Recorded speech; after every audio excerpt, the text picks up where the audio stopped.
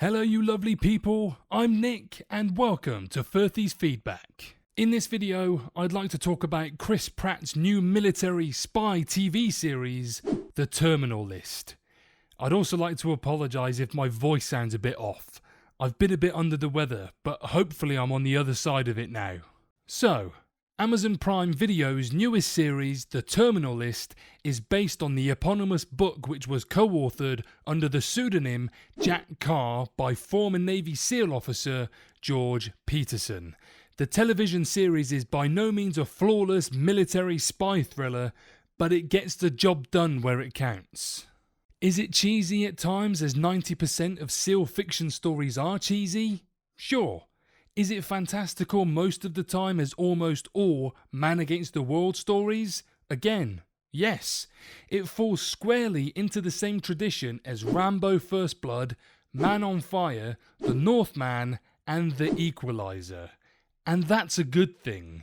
Despite a few flaws, the Terminal List creators have managed to successfully produce a genuinely riveting adventure series featuring special operators, corporate covert action, shady politicians, and cold-blooded vengeance.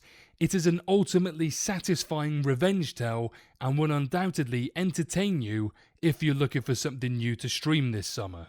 The series stars a bafflingly hair-dyed Chris Pratt as James Reese, an intense, brooding, highly capable and highly lethal 40-year-old Navy SEAL officer. At the outset, nearly the entirety of Reese's platoon of SEALs is wiped out in an operation targeting a WMD-dabbling scientist in Syria. The violence then follows Reese home to the States, where the action really fires up.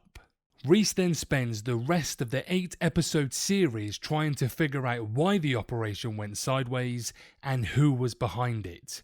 He then plots revenge against the shadowy figures involved while battling an initially mysterious PTSD-like mental affliction that renders him at times nearly catatonic and striking names off his terminal list.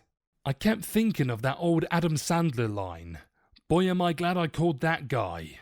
Sadly, for the antagonist of this series, and there are many, merely apologising to James Reese is not going to get your name struck off his terminal list.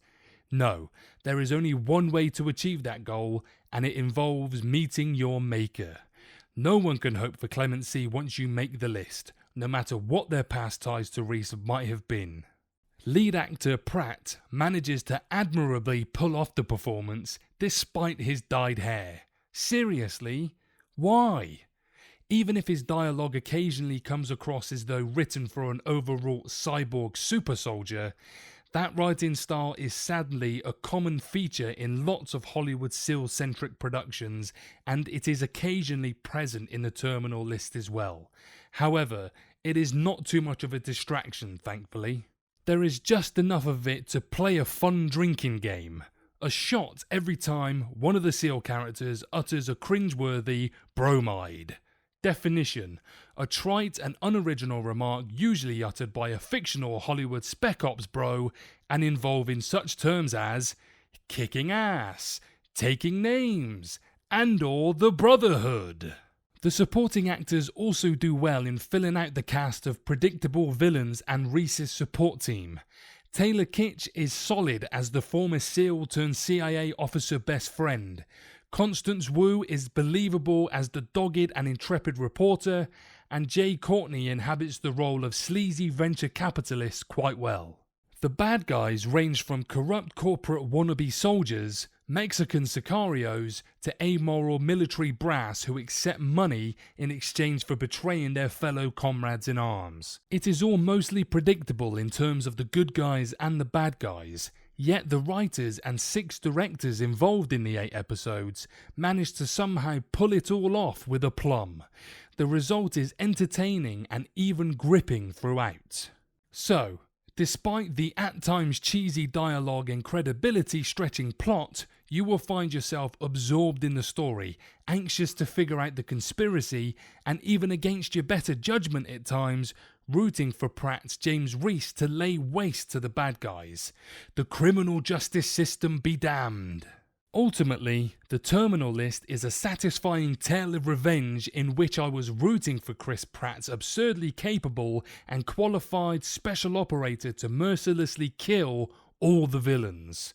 He has reasons, after all, and you will enjoy figuring them out as well. Anyway, those are my thoughts. Please let me know yours in the comments below. I'd also like to thank you for watching until the end, and please don't forget to drop a like on the video, and if you like the content, please consider subscribing and clicking the bell notification icon to stay up to date when new videos are available. So, for now, take care, and I'll see you in the next one.